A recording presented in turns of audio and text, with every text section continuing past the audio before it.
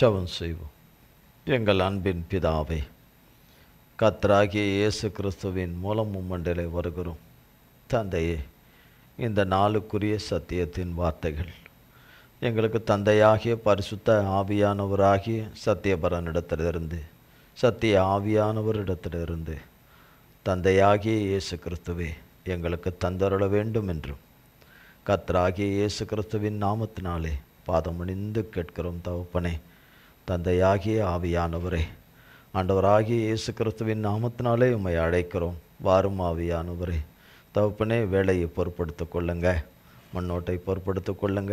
மாம்சமும் இரத்தமும் ஆண்டவரை வேதத்தில் நீர்கூடாதவைகளும் புறம்பானவைகளும் ஒருபோதும் ஒரு காலமும் எனிலே ஒரு காலமும் அது இராதபடி தகப்பனாகிய இயேசு கிறிஸ்துவின் இரத்தமாகிய அக்கினிய நாமத்தின் அக்கினி என்னிலே கடந்து வந்து எப்பொழுது சுட்டரித்துப்படுவதாக.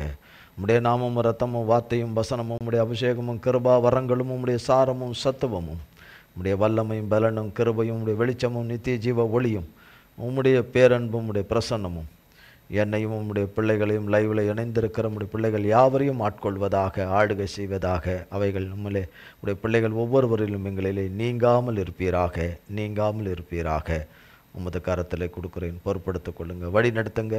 எங்கள் பிதாகுமாரன் பரிசுத்த ஆவியானவராய் மூவராய் ஒன்றாய் இருக்கிற எங்கள் ஆடுகளின் பிரதான மெய்ப்பனாகிய எங்கள் ஆட்டுக்குட்டியானவருடைய தாப்பனுடைய நாமம் மட்டுமே மகிமைப்படுவதாக. இயேசு கிறிஸ்துவின் மூலம் ஜெபிக்கிறோம் பிதாவே. ஆமேன், ஆமேன், ஆமேன். கர்த்தருடைய நாமத்திற்கு ஸ்தோத்திரம். கண்மணி போல காக்கிற தேவன், மெய்யாகவே கண்மணி போல காக்கிற தேவன், மெய்யாகவே கண்மணி போல காக்கிற தேவன். அதனால தான் ஒவ்வொரு நாளையும் கடந்து வரும், ஒவ்வொரு வாரத்தையும் கடந்து வரும், ஒவ்வொரு மாதத்தையும் கடந்து வரும், 12 மாதத்தையும் கடந்து புதிய வருஷத்துக்குள்ளே வரும், புதிய பிறந்த நாளை காணுறோம், புதிய திருமண ஆண்டுகளை பிள்ளைங்க காண்கிறார்கள். எல்லாமே கர்த்தரால் தான் நடக்குது. கர்த்தரை நம்புகிறவங்களுக்கும் நடக்குது, நம்பாதவங்களுக்கும் நடக்குது. கர்த்தரை அறிந்தவர்களுக்கும் நடக்குது, அறியாதவர்களுக்கும் அது நடக்குது. கர்த்தருக்கு ஸ்தோத்திரம். சங்கீதம் 86ஆம் சங்கீதம்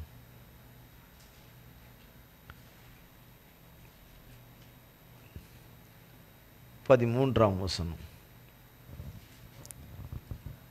நீர் எனக்கு பாராட்டின உமது கிருபை பெரியது, என் ஆத்துமாவை தாழ்ந்த பாதாளத்திற்கு தப்புவித்தீர்.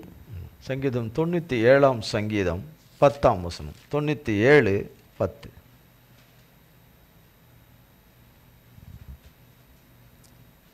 கர்த்தரில் அன்பு கூறுகிறவர்களே, தீமையை வெறுத்து விடுங்கள்.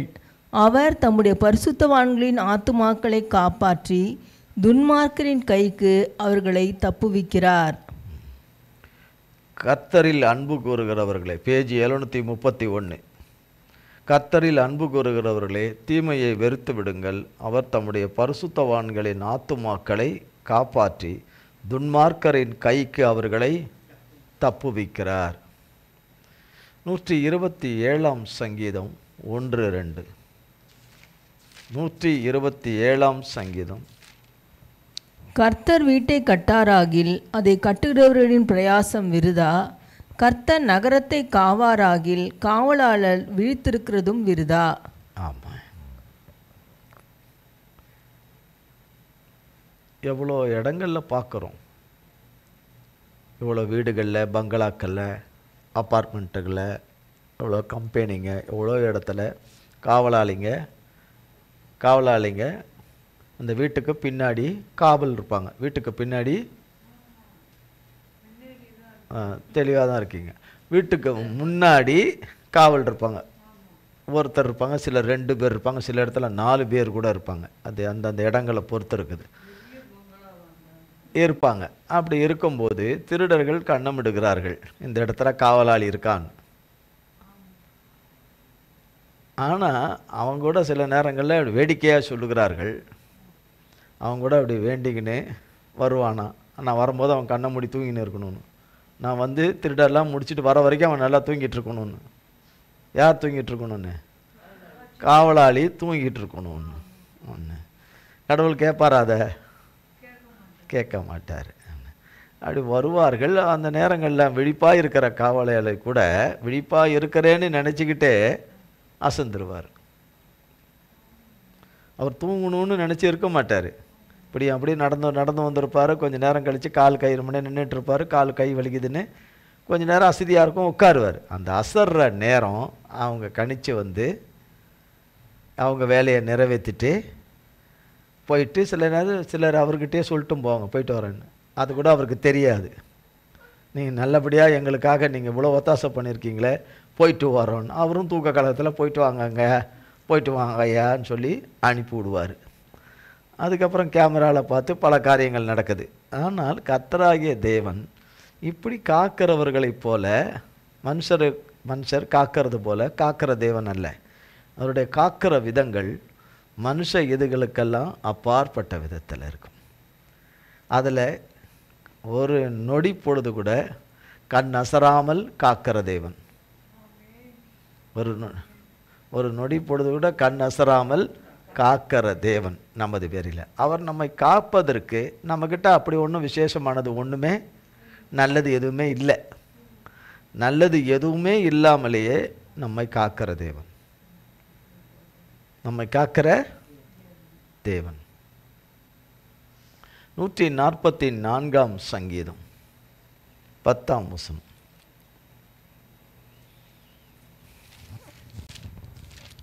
நீரே ராஜாக்களுக்கு ஜெயத்தை தந்து உமது அடியானாகிய தாவீதை பொல்லாத பட்டயத்திற்கு தப்புவிக்கிறவர். நீரே ராஜாக்களுக்கு ஜெயம் தந்து உமது அடியானாகிய தாவீதை பொல்லாத பட்டயத்துக்கு தப்புவிக்கிறவர். அப்போ நம்மை தப்புவிக்கிறவர், நம்மை காப்பாற்றுகிறவர், கண்மணியாய் தமது சட்டையின் மறைவிலே தம்முடைய அடக்கலத்திலே வைத்து காத்து கொள்ளுகிறவர். அவரை நம்பியிருக்கிறவர்களுக்கு, அவரை நாடுகிறவர்களுக்கு, அவரை தேடுகிறவர்களுக்கு, அவரே என் தஞ்சம் என்று அவர் பாதத்திலே விழுந்து கிடக்கிறவர்களுக்கு இந்த பாக்கியத்தை கொடுக்கிறார். இந்த பாக்கியத்தை கொடுக்கிறார். சங்கீதம் 146ஆம் சங்கீதம் 9ஆம் வசனம். பரதேசிகளை கர்த்தர் காப்பாற்றுகிறார். அவர் திக்கற்ற பிள்ளையையும் விதவையையும் ஆதரிக்கிறார். துன்மார்க்கரின் வழியையோ கவிழ்த்து போடுகிறார்.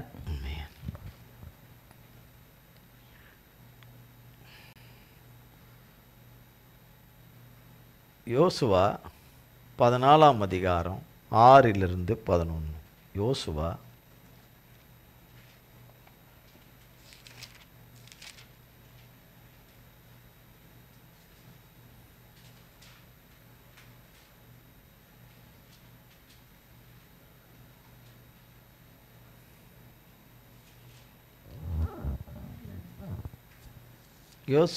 இருங்க 14ஆம் அதிகாரம் 6லிருந்து 11. அப்பொழுது யூதாவின் புத்திரர் கில்காலிலே யோசுவாவினிடத்தில் வந்தார்கள். கேனாசியனான எப்புன்னேயின் குமாரனாகிய காலேப் அவனை நோக்கி, காதேஸ் பர்னேயாவிலே கர்த்தர் என்னை குறித்தும் உம்மை குறித்தும் தேவனுடைய மனுஷனாகிய மோசேயோடே சொன்ன வார்த்தையை நீர் அறிவீர். தேசத்தை வேவு பார்க்க கர்த்தரின் தாசனாகிய மோசே என்னை காதேஸ் பர்னேயாவிலிருந்து அனுப்புகிற போது எனக்கு 40 வயதாயிருந்தது. என் இருதயத்தில் உள்ளபடியே அவருக்கு மறு செய்தி கொண்டு வந்தேன். ஆனாலும் என்னோடே கூட வந்த என் சகோதரர் ஜனத்தின் இருதயத்தை கரைய பண்ணினார்கள். நானோ என் தேவனாகிய கர்த்தரை உத்தமமாய் பின்பற்றினேன். அந்நாளிலே மோசே, நீ என் தேவனாகிய கர்த்தரை உத்தமமாய் பின்பற்றினபடியினால் உன் கால் மிதித்த தேசம் உனக்கும் உன் பிள்ளைகளுக்கும் என்றென்றைக்கும் சுதந்திரமாய் இருக்க கடவது என்று சொல்லி ஆணையிட்டார். இப்போதும் இதோ கர்த்தர் சொன்னபடியே என்னை உயிரோடே காத்தார். இஸ்ரவேலர் வனாந்திரத்தில் சஞ்சரிக்கையில் கர்த்தர் அந்த வார்த்தையை மோசேயோடே சொல்லி இப்போதும் 45 வருஷமாயிற்று. இதோ இன்று நான் 85 வயதுள்ளவன். அடுத்தது வாசித்துருங்க 11. மோசே என்னை அனுப்புகிற நாளில் எனக்கு இருந்த அந்த பலன் இந்நாள் வரைக்கும் எனக்கு இருக்கிறது. யுத்தத்திற்கு போக்கும் வரத்துமாய் இருக்கிறதற்கு அப்போது எனக்கு இருந்த பலன் இப்போதும் எனக்கு இருக்கிறது. அது எவ்வளோ? அவர் சொல்கிறார், 40 வயசில் எனக்கு இருந்த அந்த பலன் 85 வயசுலேயும் குறையாமல் இருக்குன்றார். காலேப் சொல்லுகிறார், போக்கும் வருமா, ஓட்டஞ்சாட்டமாக போவோம், யுத்தம் பண்ணவும், பட்டயத்தை எடுத்து சுழட்டவும், சத்துருக்களை கொல்லவும் அந்த பலன் எனக்கு இந்த 85 40 இருந்தது 85லையும் இருக்குதுன்றார். 85லையும் இருக்குதுன்றார். ஒரு வார்த்தை சொல்கிறார் 10ஆம் வசனத்தில், இப்பொழுதும் கர்த்தர் சொன்னபடியே என்னை உயிரோடே காத்தார். என்னை கர்த்தர் தான் என்னை உயிரோட காத்தார். எந்த தீங்குக்கும், எந்த தீமுக்கும், எந்த பொல்லாப்புக்கும், எந்த நாசம் மோசத்துக்கும், எந்த சத்ருவின் கிரியைகளுக்கும், எந்த பட்டயத்துக்கும், சகல தீங்குக்கும் என்னை அவர் ஒப்பு கொடுக்கவே இல்லை. என்னை கண்மணியாய் காத்தார். என்னை உயிரோட கூட காத்தார். 40 இருக்கிறது எனக்கு இப்போ 85 அந்த பலன் இருக்குது. நான் யுத்தம் பண்ணி ஜெயிச்சு பிடிச்சிருவேன்றான். சத்துருக்களை ராட்சதர்களை எல்லாம் கொன்று அந்த இடத்த கர்த்தர் எனக்கு கால் மிதிக்கிற தேசத்தை எனக்கு கொடுப்பேன் என்று சொன்னார். அவர் சொன்ன வார்த்தையில் உண்மை உள்ளவர். அவர் என்னோடு கூட இருப்பார். என்னோடு கூட தேவன் இருப்பார். கட்டாயம் அதை சுதந்திரித்துக் கொள்வேன். என்னை காப்பாற்றுவார் என்றார். என்னை காத்து கொள்வார், அதை சுதந்திரித்துக் கொள்வார் என்று சொல்கிறார். 2 சாமுவேலின் புஸ்தகம், 2 சாமுவேல் 8ஆம் அதிகாரம், 2 சாமுவேல் 8ஆம் அதிகாரம் 14ஆம் வசனம். ஏதோமில் தானியங்களை வைத்தான். ஏதோம் எங்கும் அவன் தானியங்களை வைத்ததினாலே ஏதோம்யர் எல்லாரும் தாவீதை சேவிக்கிறவர்களானார்கள். தாவீது போன எல்லா இடத்திலும் கர்த்தர் அவனை காப்பாற்றினார். தாவீது போன எல்லா இடத்திலும் கர்த்தர் அவனை காப்பாற்றினார். கண்ணுக்கு முன்னாடி கர்த்தர் இருக்கிறது தெரியாது, சத்துருகளுக்கு தெரியும். நம்ம எவ்வளவு பதிவிட வச்சு, இவ்வளவு சுருக்க வச்சு, இவ்வளவு போட்டோமே, தாவீது தப்பிச்சிட்டானே, தாவீது தப்பிச்சிட்டானே அப்படின்னும் போது தான் அவங்களுக்கு தெரிய வரும், தாவீதுடைய தேவன் தான் தாவீதை தப்புவிக்க செய்கிறவர், தப்புவிக்க செய்கிறவர், காப்பாற்றுகிறார், அவனை காப்பாற்றுகிறார் அவனை என்று அவர்களுக்கு தெரியும். தாவீதின் தேவனை, தேவன் தான் காப்பாற்றுறாருன்னு தாவீதோடு இருக்கிறவர்களுக்கும் தெரியும், தாவீதின் தேவனாகிய கர்த்தர் தான் காப்பாற்றுறார் என்று. அப்போ கர்த்தர் இல்லாமல் இருக்கிற இடத்துல நமக்கு பாதுகாப்பே கிடையாது, எந்த கேரண்டியும் கிடையாது, எந்த கேரண்டியும் கிடையாது. நம்முடைய ஞானத்தினால நம்மை காத்து கொள்ள முடியாது, நம்முடைய புத்தினால் நம்ம காத்து கொள்ள முடியாது, நம்முடைய அறிவினால் நம்ம காத்து கொள்ள முடியாது, நம்முடைய மாம்ச புயபலத்தினால் நம்மை காத்து கொள்ள முடியாது, நம்முடைய சாதுரியத்தினால் நம்மை காத்து கொள்ள முடியாது, நம்முடையவர்களும் நம்மை காத்து கொள்ள முடியாது. எல்லோரையும் கர்த்தர் தான் காத்துக்கணும், கர்த்தர் தான் காப்பாற்றணும். அடுத்தது அதே அதிகாரம் 8ஆம் அதிகாரத்தில் 6ஆம் வசனம். தமஸ்குக்கு அடுத்த சீரியாவிலே தானியங்களை வைத்தான். சீரியர் தாவீதை சேவித்து அவனுக்கு கப்பங்கட்டினார்கள். தாவீது போன இடத்திலெல்லாம் கர்த்தர் அவனை காப்பாற்றினார். பாருங்க, இன்னொரு வேதவசனம் சொல்லுது, தாவீது போன இடங்களிலெல்லாம். அப்போனா எவ்வளோ ஆபத்து இருக்கும் இல்லையா? ஒரு பஸ் இப்படி ஒராசிட்டு வரும்போது, ஒருத்தர் யாராவது நடந்து போகும்போது ஒராசிட்டு வரும்போது எப்போன்னு இருக்கும். என்ன டெய்லியுமா ஒராசுது?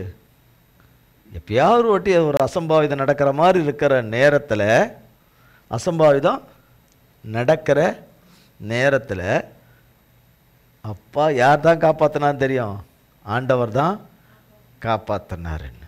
அதனால் போகிற பஸ்ஸில் நான் கொஞ்சம் ஒராசி பார்க்குறேன், இப்போ பாரு கர்த்தரை எப்படி காப்பாற்றுறாரு பாரு அப்படின்னு போய் போனோம்னா பஸ் ஏற்றிடும், பஸ்ஸு ஏற்றி இறக்கிறோம். நம்ம அறியாதபடி நம்ம போய் சிக்கும்போது தேவன் நம்மை காப்பாற்றுகிறார். தேவன் நம்மை காப்பாற்று. நம்ம வீணுக்குன்னா போய் பஸ் குறுக்குள்ளே போய் விழுந்தா நமக்கு ஆபத்து தான், நமக்கு ஆபத்து தான். அதில் என்ன நடக்குமோ என்ன விழுந்து எந்திரிக்கிறவங்களுக்கு தான் தெரியும். அதே அதிகாரம் 8ஆம் அதிகாரத்தில் 22ஆம் வசனம். 8ஆம் அதிகாரம் இல்லை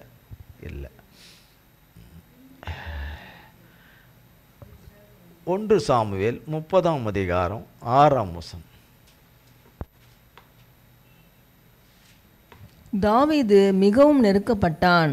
சகல ஜனங்களும் தங்கள் குமாரர் குமாரத்திகளின் நிமித்தம் மன கிளேசமானதினால் அவனை கல்லெறிய வேண்டும் என்று சொல்லிக் கொண்டார்கள். தாவீது தன் தேவனாகிய கர்த்தருக்குள்ளே தன்னை திடப்படுத்தி கொண்டான். அப்போ அங்கேயும் தாவீது கொல்ல வர்றாங்க. அவனோடு இருந்து அவன் தேவனுடைய பாதுகாப்பில், தாவீதுடைய தேவன் தந்திருக்கிற பாதுகாப்பில் அவனோடு கூட இருக்கிற 600 பேரும் அவனை கல்லறிந்து கொள்ள வேண்டும் என்ற போது அங்கேயும் காப்பாற்றினது கர்த்தர் தான். அவனோடு இருந்து நித்தமும் அவனோடு கூட அப்பம் புசித்துட்டு சாப்பிட்டுட்டு இருக்கிறவங்களே அவனுக்கு கல்லெறிய எத்தனம் பண்ணும்போது அந்த தீங்கிலேருந்து, அந்த எண்ணத்திலேருந்து, தீங்கு செய்கிற எண்ணத்திலேருந்து காப்பாற்றினது கர்த்தர் தான். அவரை காப்பாற்றுகிறார். கர்த்தருக்கு ஸ்தோத்திரம். நாம் வேதத்தில் ஒரு பகுதி பார்த்தோம். எஸ்தரின் புஸ்தகத்தில் தான் போன வாரம் பார்த்தோம். இந்த வாரமும் எஸ்தரின் புஸ்தகம்.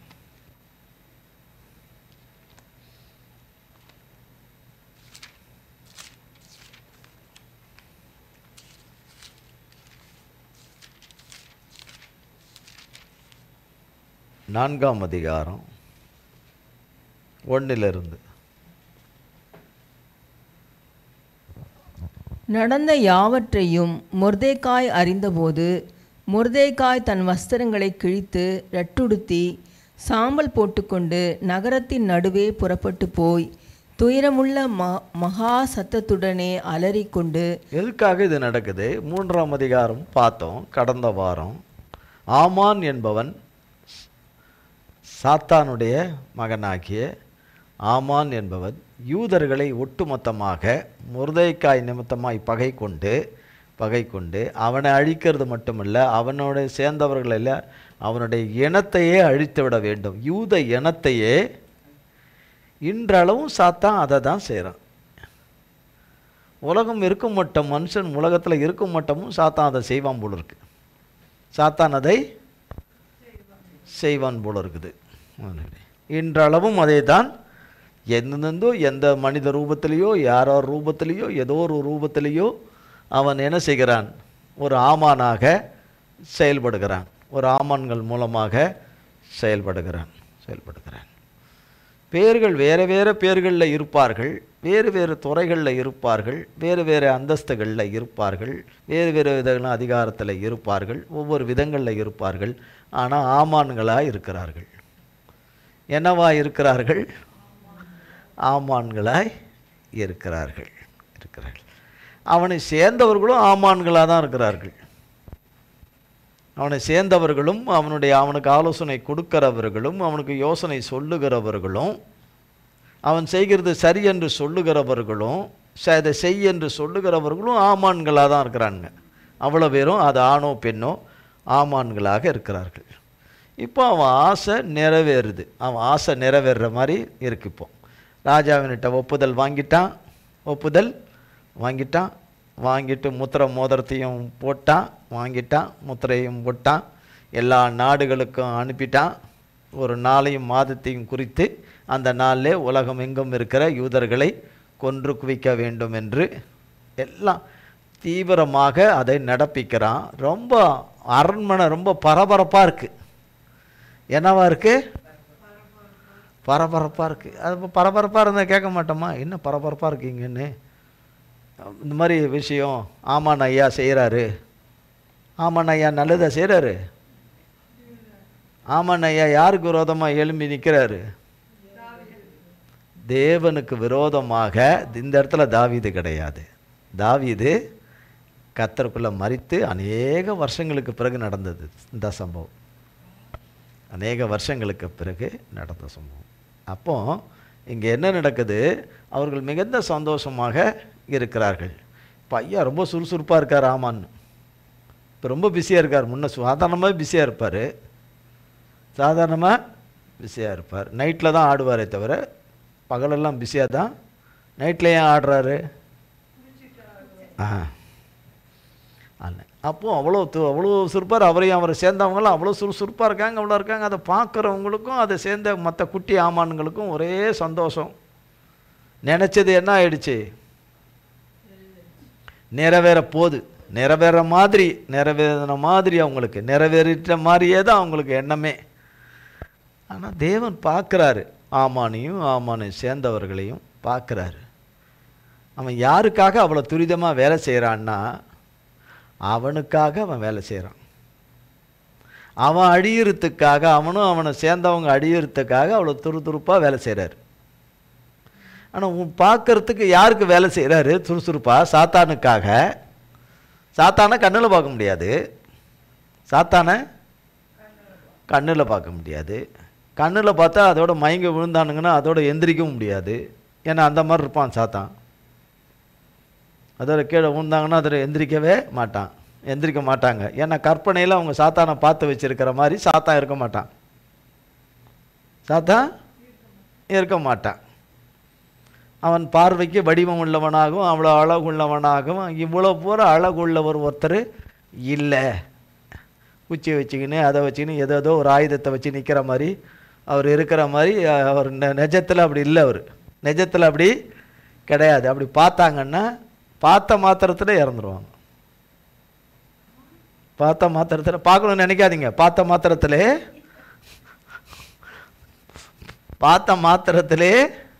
ஏசப்பாவை பார்க்கணும், ஏசப்பாவை கிட்ட பேசணும், ஏசப்பா கிட்ட பார்க்கணும். நம்ம தகப்பனை கேளுங்க, பரிசுத்தரை, அழகில் சிறந்தவரை, அவருக்கு நிகர அழகு உள்ளவர் ஒருவரும் எல்லா விதத்திலுமே அழகுள்ள அவரை போல ஒருவர் நம்மை சிருஷ்டித்தவரை போல கிடையாது.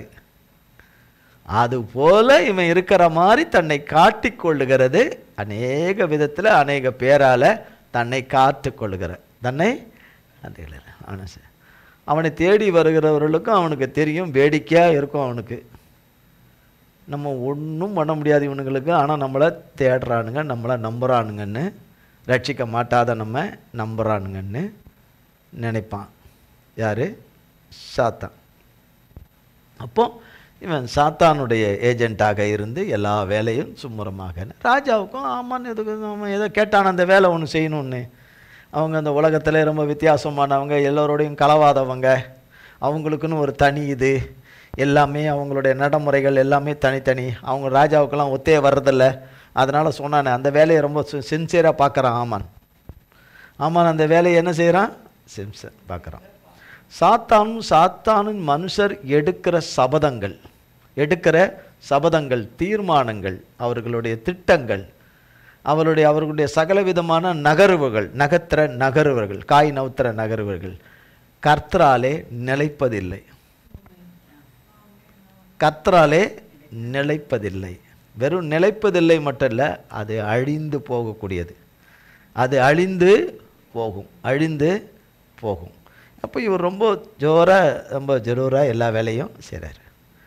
கர்த்தருடைய பிள்ளைகளுக்கு இந்த செய்தி இப்போ தான் வருது. இப்படி ஒன்றை பண்ணியிருக்கிறான், இப்படி செஞ்சுருக்கிறான், இந்த ஆமானும் சேர்ந்தவனுங்க இந்த வேலையை பண்ணியிருக்கிறானுங்க என்பதை யூத ஜனங்களை அழிக்கணும்னு பிளானை பண்ணியிருக்கிறானுங்க என்று சொல்லி இப்போ மொர்தெக்காய்க்கு வருது அந்த செய்தி. அப்படின்னும் போது யூத ஜனங்களுக்கு அந்த செய்தி இப்போ தான் வருது. இனிமேல் யூத ஜனங்களுக்கு இந்த செய்திகள் எல்லாம் இனிமேல் போகணும். இப்போ சாதாரணமாக இருந்துக்கிட்டு அவங்கவுங்க பழப்பை நடத்திக்கிட்டு அவங்கவுங்க வாழ்க்கையை நடத்திக்கிட்டு கர்த்தரோடு கூட போய்கிட்டு இருக்கிறாங்க இந்த ஜனங்க. இப்போ அவங்களுக்கு தூசி தட்டின மாதிரி அவங்க அந்த சோர்வில் இருந்தும் அவங்க இதில் மற்ற இதுகளிலிருந்தும் இப்போ சுதாரித்து வந்த மாதிரி இப்போ ஒரு நேரம் என்னென்னு அவங்களே அழிக்கிற ஒரு நேரம்னு ஒன்று வந்திருக்குதேன்னு சொல்லிட்டு, ஒரு கொலைபாதகம் வந்திருக்குதே, ராஜாவுடைய தீர்மானம் வந்திருக்குதே, ராஜாவுடைய கட்டளை வந்திருக்குதே, சர்வ ஜனத்தில் இருக்கிற யூதர்களை அழிக்கணும் என்ற ஒரு கட்டளை வந்திருக்குதே என்றதை கேட்கும்போது அவர்கள் யாரை நோக்கி அபாயமிடுவார்கள்? சாதாரணமாக இருக்கிறத விட இது அதிகமாக முறையிடுவார்கள் கர்த்தரிடத்தில். இப்போ கர்த்தரை நோக்கி பார்க்கிற ஒரு தருணம் வந்துட்டு, கர்த்தர் தான் இந்த கொலைபாதகத்திலிருந்து காப்பாற்ற முடியும், விடுவிக்க முடியும். மொத்த ஜனத்தையும் அவர் ஜனத்தை விடுவிக்க முடியும். அவருடைய ஜனம், அவருடைய உயர்ந்த நோக்கத்தையும் சித்தத்தையும் வைத்திருக்கிற பிள்ளைங்க.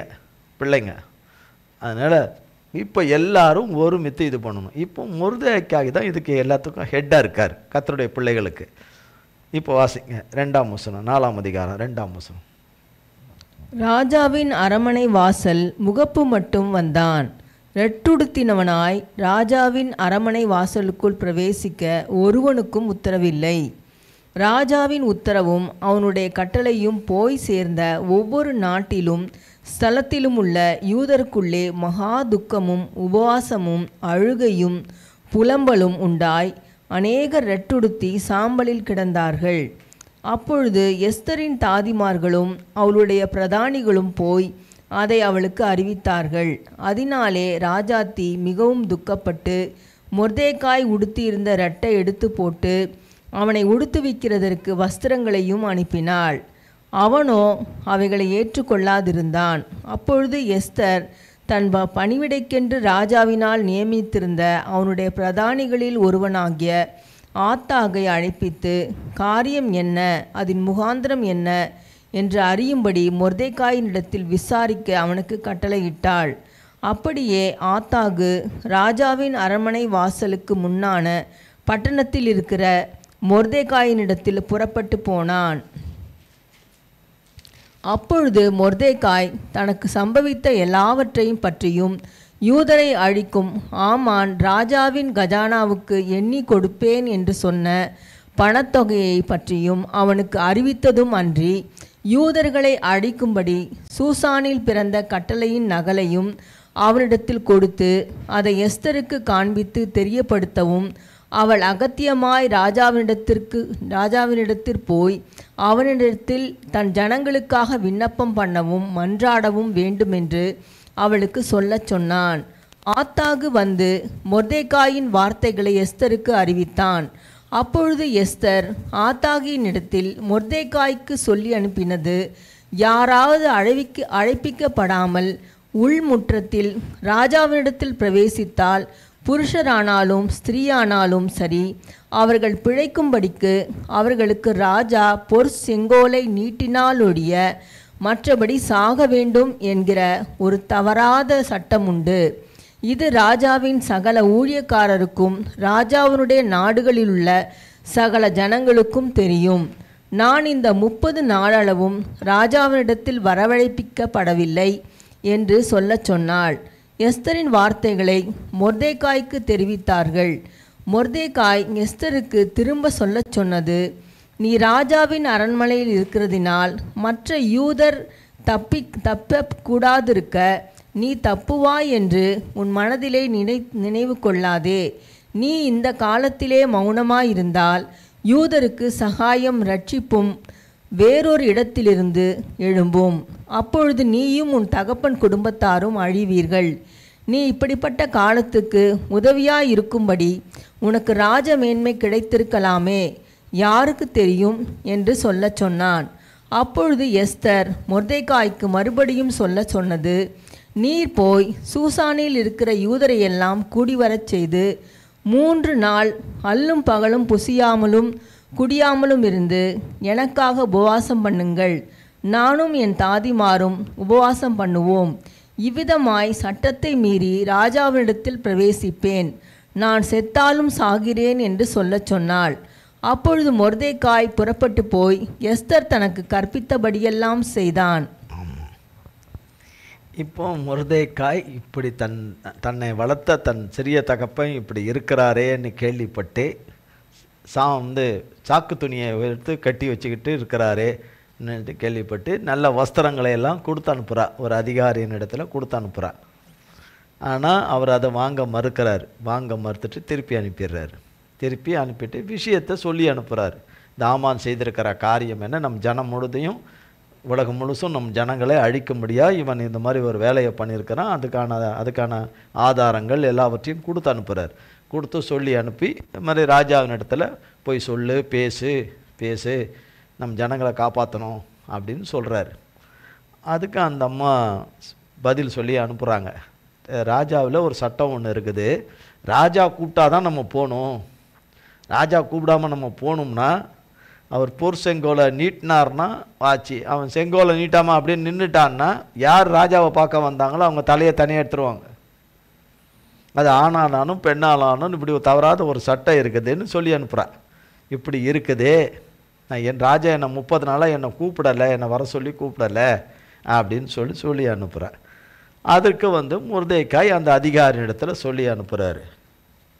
எல்லாம் சரிதான், எல்லாம் சரிதான், ஆனால் நீ தப்பிப்பேன்னு நினைக்காத. நீ தப்பிச்சுக்கலாம், மற்ற எல்லாரும் செத்துருவாங்க யூத ஜனம், ஆனால் நீ மட்டும் தப்பிச்சிருவேன்னு நினைக்காத அப்படின்னு சொல்கிறாரு. 13ஆம் வசனத்தில் சொல்கிறாரு, மொர்தெகாய் எஸ்தருக்கு திரும்ப சொன்னது, நீ ராஜாவின் அரண்மனையில் ராணியாக இருக்கிறதுனால, புரிகிறதுக்கா அப்படி சொல்கிற, ராணியாக இருக்கிறதுனால மற்ற யூதர்கள் தப்பக்கூடாது இருக்க நீ தப்புவா என்று உன் மனதில் நினைவு கொள்ளாத. நீ ராணியாக இருக்கிறதுனால நீ தப்பிச்சிருவேன்னு நினச்சிடாத, நினைவு கொள்ளாத. நீ இந்த காலத்தில் மௌனமாக இருந்தால் யூதருக்கு சகாயமும் ரட்சிப்பும் வேற இடத்துலேருந்து வரும்.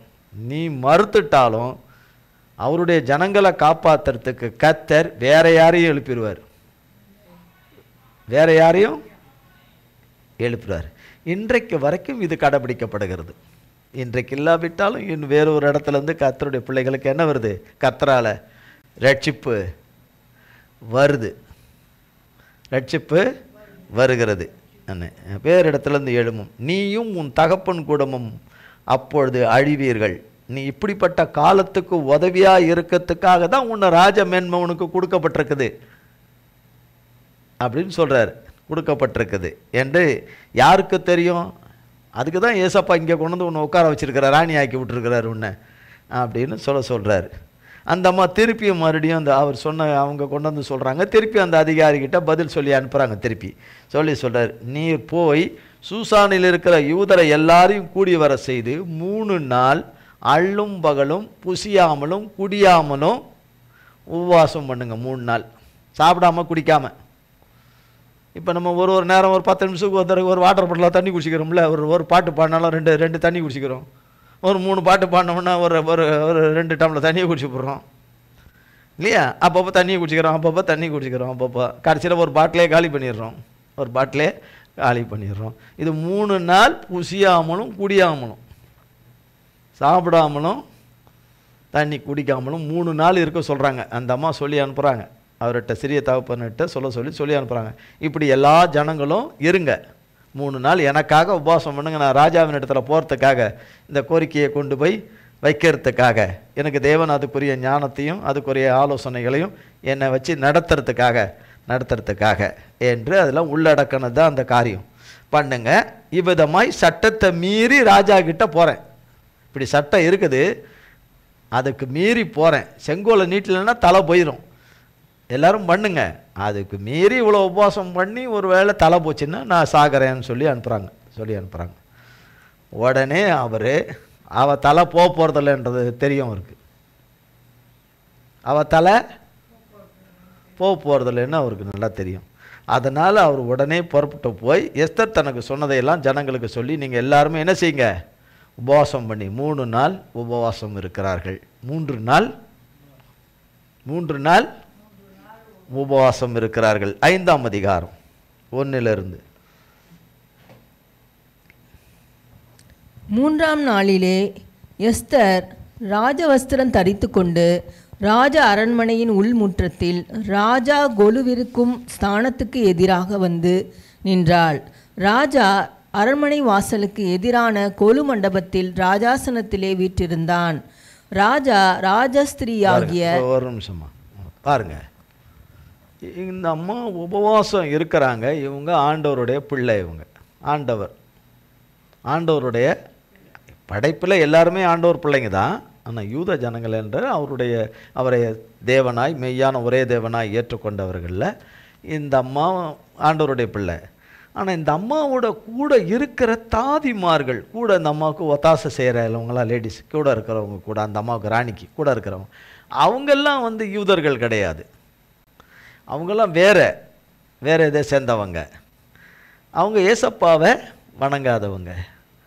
அவங்களும் உபவாசம் இருக்கிறாங்கன்னா, இப்போ எஸ்தர் ராஜாத்தி அந்த அரண்மனையில் வந்த நாள்லேருந்து இந்த தாதிமார்கள் அவங்களுக்காக எல்லாவற்றுக்கும் உறுதுணையாக வேலை செய்யறதுக்கெல்லாம் கொடுக்கப்பட்ட அந்த தாதிமார்களுக்கெல்லாம் கர்த்தரை குறித்து சொல்லியிருப்பாங்க. ஒரே தேவனை குறித்து, வானத்தையும் பூமியும் அண்ட சராசரங்களை படைத்த சர்வ வல்லமுள்ள ஒரே தேவனை குறித்து, யெகோவா தேவனை குறித்து சொல்லி கொடுத்துருப்பாங்க. சொல்லி கொடுத்து இந்த ராணி ராஜாத்தியாக இருக்கிறாங்களே இவங்க ராணி, இவங்க ரொம்ப வித்தியாசமாக இருக்காங்களே, இவங்க பழக்கம் வழக்கம், இவங்க பரிசுத்த நடக்க கொள்ள எல்லாமே, இவங்க பேச்சு, இவங்க எல்லாமே ரொம்ப கவரக்கூடியதாக இருக்குது, மனதை கவரக்கூடியதாக இருக்குது, இவங்க எல்லாமே நேர்த்தியாக இருக்க. இப்போ இவங்களோடு இருக்கிற தேவன் தான் எனக்கு வேணும்னு இருதயத்தில் ஏற்றுக்கொண்டிருப்பாங்க. இப்போ ராணி இப்படி ஒரு முடிவு எடுத்து உபவாசம் பண்ணுறதுல அவங்களும் இருக்கிறாங்க. இப்போ அவங்களுக்கும் எப்படி இருக்கும், திக்குன்னு 3ஆவது நாள் முடிஞ்சவொடனே எங்கே போகிறாங்க? ராஜா அரண்மனையில் ராஜா அவருடைய அரண்மனையில் உட்காந்துருக்க போகிறாரு, சிங்காசனத்தில் உட்காந்துருக்க போகிறாரு. அந்த இடத்துக்கு ராணி போகிறாங்க, சட்டத்தை மீறி போகிறாங்க. ராணி உயிரோடு வருவாங்களா, இல்லைன்னா ராணி கொல்லப்பட்டு போவாங்களா? ராணி நம்புகிற தேவன் ராணிக்கு இரக்கம் காட்டுவாரா?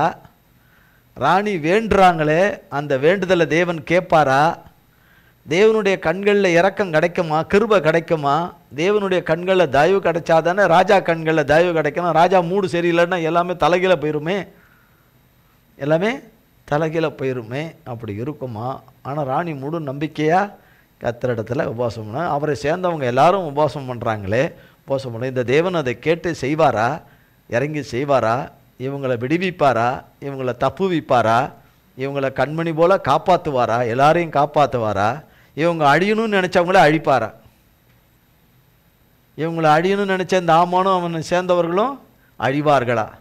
அநேக காரியங்களை யோசித்திருப்பாங்க. இப்போ ராணி புறப்பட்டாச்சு, இருக்கிற இடத்துலேருந்து ராஜா இருக்கிற இடத்துக்கு புறப்பட்டு போகிறாங்க. எப்படி இருக்கும் அங்கே? மொர்தெகாய்க்கும் திக்குன்னு எல்லாம் இருக்குமா? இது எப்படி இருக்கும்னு தெரில. ஆனால் நான் நம்புகிறேன் அவர் ரொம்ப நம்பிக்கையாக இருப்பார் என்று, முழு நம்பிக்கையாக கர்த்தர் அங்கே கிரியை செய்வார் என்று இருக்குன்னு நம்புகிறேன். இப்போ 2ஆம் வசனம் பாருங்க. ராஜா ராஜஸ்திரியாகிய எஸ்தர் முற்றத்தில் நிற்கிறதை கண்டபோது அவளுக்கு அவன் கண்களில் தயை கிடைத்ததனால் ராஜா தன் கையில் இருக்கிற பொற்செங்கோலை எஸ்தர் இடத்திற்கு நீட்டினான். அப்பொழுது எஸ்தர் கிட்ட வந்து செங்கோலின் நுனியை தொட்டாள். இப்போ இது நடக்கிற சம்பவம் அவர் மொர்தெகாய் பார்த்துன்னு தான் இருப்பார். இப்போ ராஜா செங்கோலை நீட்டுறானா நீட்டலையா? நீட்டிட்டான்னு அவருக்கு இல்லையா? இதான் நீட்டிட்டாங்கன்றது அரண்மனைக்குள்ளே இருக்கிறவங்க இந்த தாதிமார்களுக்கெல்லாம் செய்தி கொண்டு போயிருப்பாங்கல்ல. நீட்டிட்டாங்கம்மா, ராணிக்கு ஒன்றாகலை, ராணிக்கு ஒன்றாகலை. ராஜா ஒரே குஷியாயிட்டார் ராணியை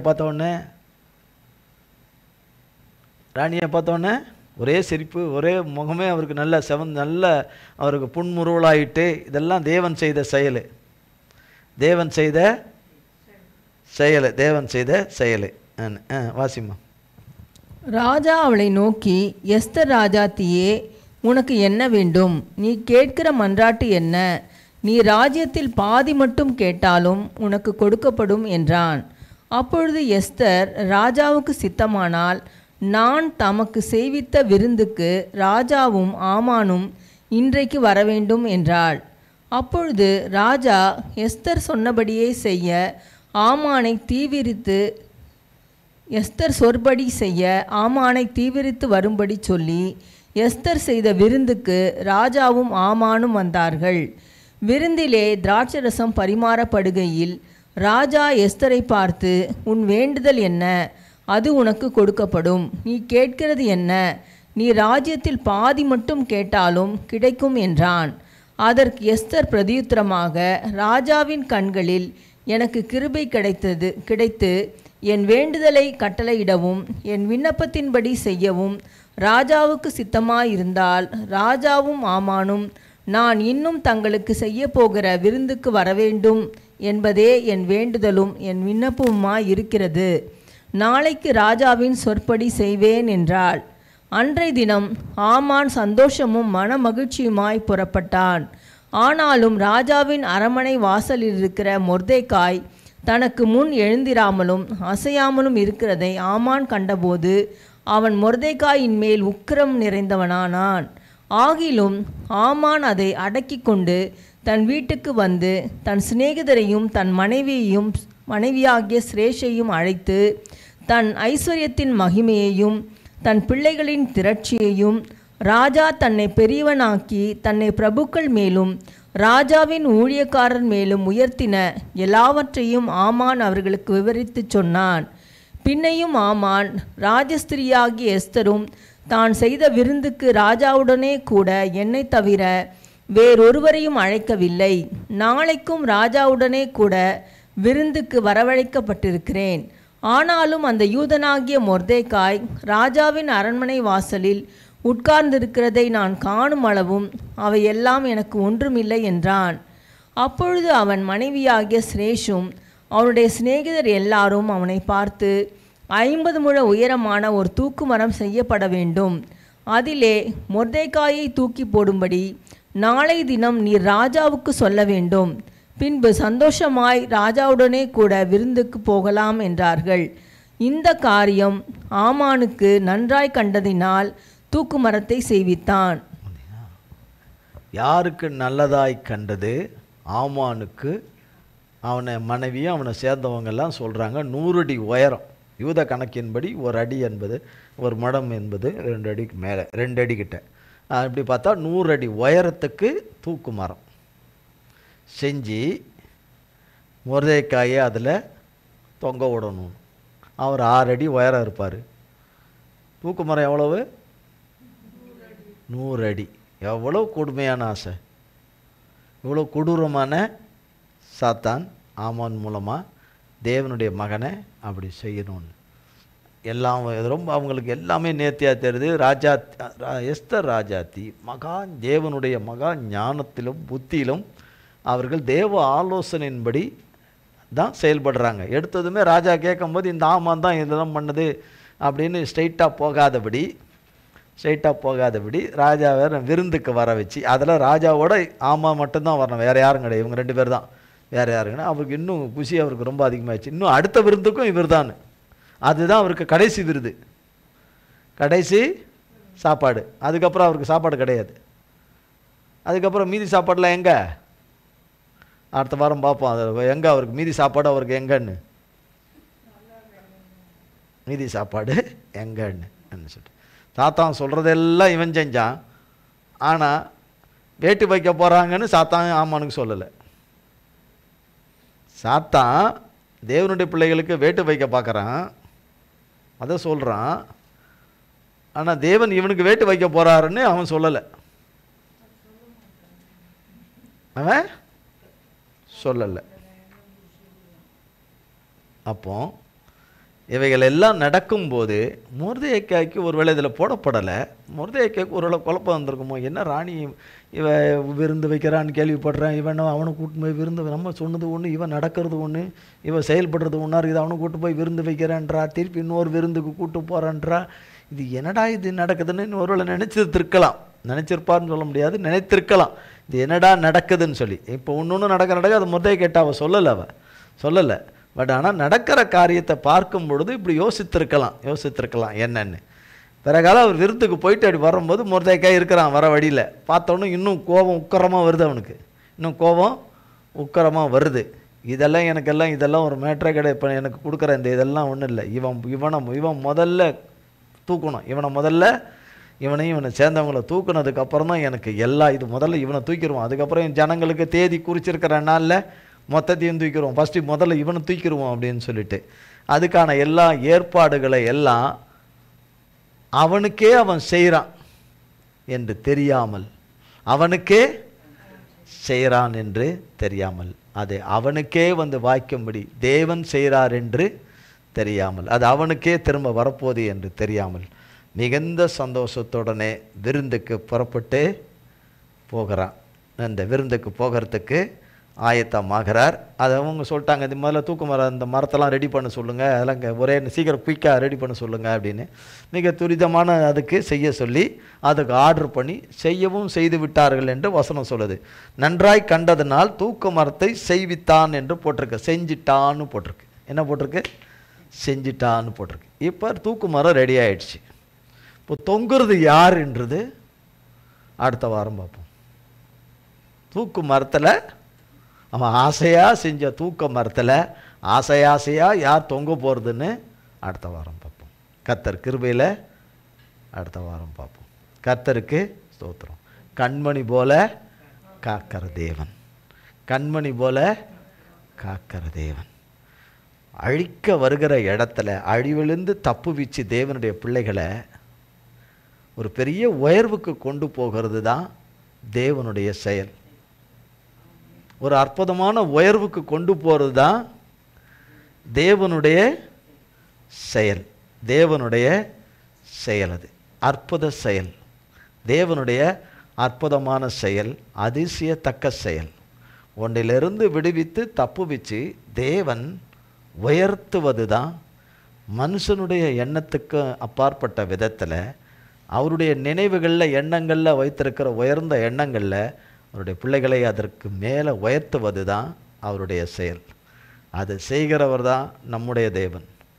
வெறும் விடுதலை கொடுக்குற தேவன் அல்ல, அந்த விடுதலையோடு கூட நாம் நினைச்சு பார்க்காத ஒரு உயர்வுக்கு கொண்டு போகிற தேவன். அந்த தேவன் தான் நம்முடைய தேவன், கண்மணி போல காக்கிற தேவன். இந்த வார்த்தைகளை கர்த்தர் நம் ஒவ்வொருவருக்கும் பல கோடி மடங்காய் ஆசீர்வதிக்கவே ஆசீர்வதிப்பாராக. நாம் ஜெபம் செய்வோம். எங்கள் அன்பின் பிதாவே, கர்த்தராகிய இயேசு கிறிஸ்துவின் மூலம் உம்மண்டையிலே வருகிறோம். தந்தையே, இந்த நாளிலே ஆண்டவரே எத்தனையோ யுத்தங்களும் ஆண்டவரே பலவிதமான யுத்தங்கள் வந்தாலும் கர்த்தர் அந்த யுத்தத்திலே நீர் நின்று துணை நின்று அந்த யுத்தத்திலே உம்முடைய பிள்ளைகளை தப்புவித்து காப்பாற்றி கண்மணியாய் காத்து கிருபையாய் ஆண்டவரே இந்த நாளை ஆசீர்வதித்து உம்முடைய பிள்ளைகளாக யாவருக்கும் ஆசீர்வதித்து உம்முடைய திருவுள சித்தம் நிறைவேறும்படி கிருபை செய்து உம்முடைய நாமம் உம்முடைய பிள்ளைகள் ஒவ்வொருவரிலும் மகிமைப்பட, இந்த ஆராதனை வேளையிலே மகிமைப்பட கர்த்தர் பாராட்டின மேலான கிருபையின் இரக்கத்தின் தயவுக்காக ஸ்தோத்திரம். உம்முடைய மகிமை தங்கின பிரசன்னம் தாங்கி வழி நடத்தினதுக்காகவும் தந்தையாகிய ஆவியானவர் பொறுப்படுத்தி ஆராதனையை நடத்தி தந்ததற்காகவும் தந்தையாகிய ஆவியானவர் எங்களோடு வேத வசனத்தின் மூலமாக பேசினதுக்காகவும் கோடி கோடி ஸ்தோத்திரம். தந்தையாகிய தேவனே, ஸ்தோத்திர பலிகளை உம்முடைய பிள்ளைகளுடைய ஸ்தோத்திர பலிகளை யாவையும் நீர் அங்கீகரித்து கொண்டதற்காக ஏற்றுக்கொண்டதற்காக கோடி கோடி கோடி கோடி கோடி ஸ்தோத்திரம். ஆராதனை பங்கு பெற்ற யாவரையும் உமது கரத்திலே கொடுக்கிறோம். உம்முடைய தெய்வீக சித்தத்தின் நோக்கங்கள் மட்டுமே உம்முடைய பிள்ளைகளிலே நிறைவேறுவதாக. இழந்த எல்லாவற்றையும் இரட்டிப்பாய் ஏடத்தனையாய் கொடுக்கிற தேவன் என்பதை அறிந்து ருசிக்க ஆண்டவரை விடுதலையோடு கூட ஆண்டவரை நீ தருகிற மீட்பும் விடுதலையோடு ரட்சிப்போடு கூட உம்முடைய ரட்சணத்தின் சந்தோஷத்தை ஒவ்வொருவரும் உம்முடைய நாமத்துக்கு மகிமையாய் ஆண்டவரே அல்லேலூயா பறைசாற்ற கிருபை செய்யும். உம்முடைய கல்வாரி ரத்தத்துக்குள்ளே எங்களை அத்தனை பேரையும் ஒப்பு கொடுக்கிறோம். இயேசு கிறிஸ்துவின் மூலம் ஜெபிக்கிறோம் பிதாவே. ஆமேன், ஆமேன், ஆமேன். என்